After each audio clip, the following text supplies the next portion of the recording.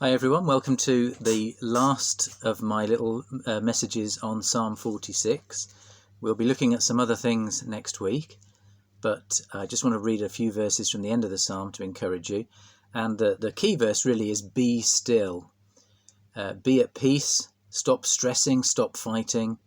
And so I'll read those through and then we'll have a few thoughts for you, just a couple of minutes hopefully. So verse 9 says, He, that is God, makes wars cease to the ends of the earth. He breaks the bow and shatters the spear.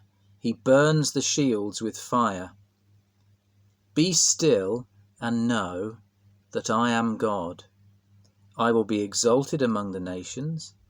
I will be exalted in the earth. The Lord Almighty is with us. The God of Jacob is our fortress. So be still. Now, that might seem a little bit sarcastic or ironic to hear someone say, look, be still, when we're all stuck in our houses trying to do stuff. Be still. It seems like someone's taking the mickey, but it means much more than just stop doing stuff. It means, first of all, I think, stop fighting. Now, I don't mean fighting amongst ourselves. I think God is saying, stop putting up barriers to me. Because he says, be still and know that I am God. Recognize me for who I am. That's what he's saying. And maybe this is an opportunity to stop and think. Well, what do I really think about God? But it also means be at peace. Be still. Be calm. Stop. Breathe. Chill, dude. However you want to say it. And he's saying you can be still. You can be at peace if you are at peace with me. That's what God is saying.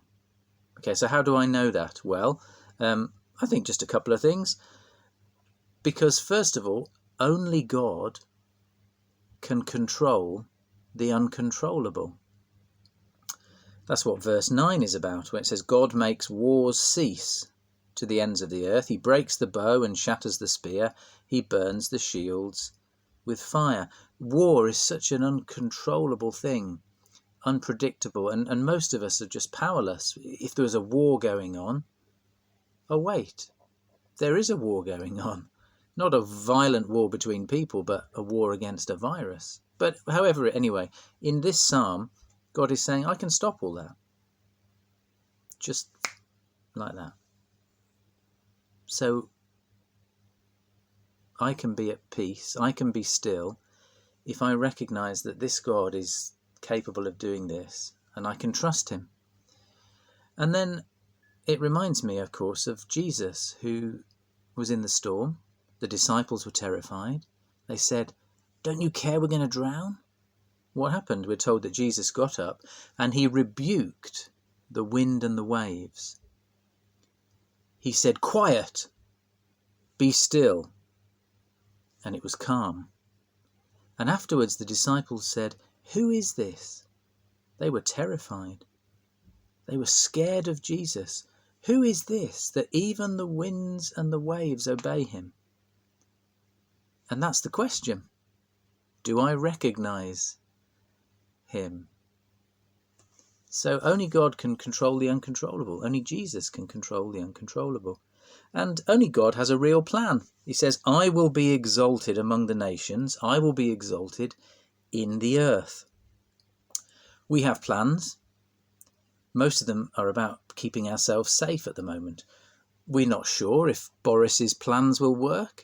We think they might. I'm not sure if my plans will work. I'm washing my hands. I'm trying to be careful. Our son is going to work still. He's a key worker. Will his plans to stay healthy work? Because if they don't, all of us in this house are in trouble, aren't we? But I know God's plans will work. He says, I will be exalted among the nations. God's got a plan and he says, it's going to come true. It's going to happen. So only God can control the uncontrollable because only God is unstoppable. And so, how can I be still? How can I be at peace? We're back to verse 11. The Lord Almighty is with us. The God of Jacob is our fortress. Have I personally recognized him? He's offering me peace. He's offering me calm. He's offering me to be still. And he says, if you want to be still in your heart, at peace in your heart, be still with me. Recognize me. Trust me. So I hope that's an encouragement for you all. Press on. And as always, if you want to add any comments or anything, get in touch. Just let me know. Next time, I'll be looking at some verses from the New Testament, I think, perhaps focusing a little bit more on what Jesus or the Apostle Paul maybe can encourage us in these times. So press on today, guys, and see you soon. Bye-bye.